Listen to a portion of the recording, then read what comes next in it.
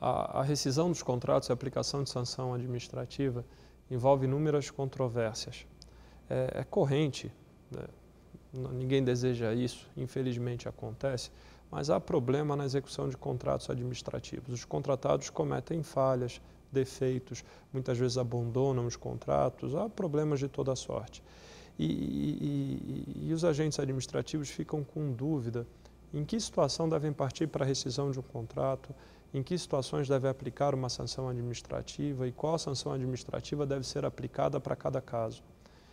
Isso tudo precisa ser bem amadurecido, refletido, discutido pela administração pública. A rescisão do contrato, ela causa impactos negativos também à administração pública. A administração pública sofre com a rescisão de contratos administrativos.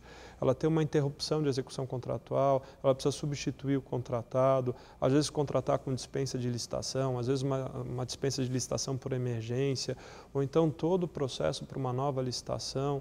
A rescisão causa transtornos para a administração. Muitas vezes é melhor para a administração manter o contrato, mesmo diante de algumas faltas do contratado. É preciso, então, como eu falei, investigar bem, refletir bem sobre as hipóteses de rescisão e em que situações a rescisão é o melhor caminho para a administração, bem como as consequências da rescisão. Porque a rescisão ela não acaba, ela não termina pura e simplesmente com o desfazimento do contrato. Há repercussões jurídicas em relação à rescisão. Se a rescisão ocorre por culpa do contratado, por falta do contratado, a administração deve executar garantias, eventualmente compensar com algum pagamento que ainda é devido ao contratado, ou mesmo tomar providências para se indenizar de outros prejuízos que tenham sido causados pelo contratado. Agora, a rescisão também pode ser provocada pela administração. A rescisão pode ser provocada pelo inadimplemento da administração. Ou mesmo a rescisão pode ser levada a cabo pela administração pública por razões exclusivamente de interesse público. Nesse caso, nessas hipóteses, a repercussão da rescisão do contrato, as consequências dela mudam drasticamente. Quem tem que indenizar o contratado é a administração. Inclusive, de acordo com uma jurisprudência muito bem consolidada dos nossos tribunais, a administração deve pagar ao contratado os lucros cessantes. Deve ter muita ponderação, a administração tem que saber muito bem onde pisa quando pensa em rescindir o contrato e quando parte para a rescisão do contrato. Há também inúmeras dúvidas sobre o processo administrativo para aplicação das sanções administrativas e da rescisão dos contratos. Como garantir o contraditório ampla defesa?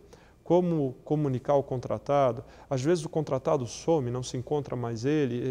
Como fazer a intimação? Como garantir o contraditório ampla defesa? Como é que o contratado vai produzir a prova? Será que a administração pode indiferir a prova requerida pelo contratado? Como é que deve ser justificada a decisão pela aplicação da sanção e pela rescisão do contrato? O que deve ser sopesado? Uma sanção mais leve, uma sanção média, uma sanção de declaração de inidoneidade que é mais pesada? Qual o âmbito de aplicação das sanções administrativas, especialmente as sanções da Lei 8666/93? Há uma grande controvérsia sobre a abrangência da suspensão temporária. Se ela incide sobre todos os órgãos e entidades da administração pública ou se ela é limitada ao órgão ou entidade que aplicou a sanção. O Poder Judiciário tem uma jurisprudência que vai no sentido de que a suspensão temporária impede o sujeito que foi penalizado de participar de licitação com qualquer órgão ou entidade da administração pública nacional, em qualquer lugar do país. Já o Tribunal de Contas da União entende diferente. Entende que aquele que foi suspenso temporariamente, ele só não pode participar de licitação no órgão que o aplicou a penalidade. Aqui nós temos uma discrepância, uma controvérsia, decisões diametralmente antagônicas entre o Poder Judiciário e o Tribunal de Contas. Qual deve ser a postura da administração? Qual a postura deve conduzir esses processos? Imagine o seguinte, faz-se uma licitação pública e daqui a pouco aparece uma empresa que foi suspensa temporariamente por um outro órgão, uma outra entidade que não aquele que realiza o processo de licitação. O pregoeiro, a comissão de licitação devem permitir que essa empresa participe da licitação? Olha, diante dessa controvérsia da jurisprudência, do Poder Judiciário, do Tribunal de Contas da União, é muito difícil dar uma resposta objetiva, uma resposta segura, mas essas questões precisam ser bem discutidas, precisam ser enfrentadas.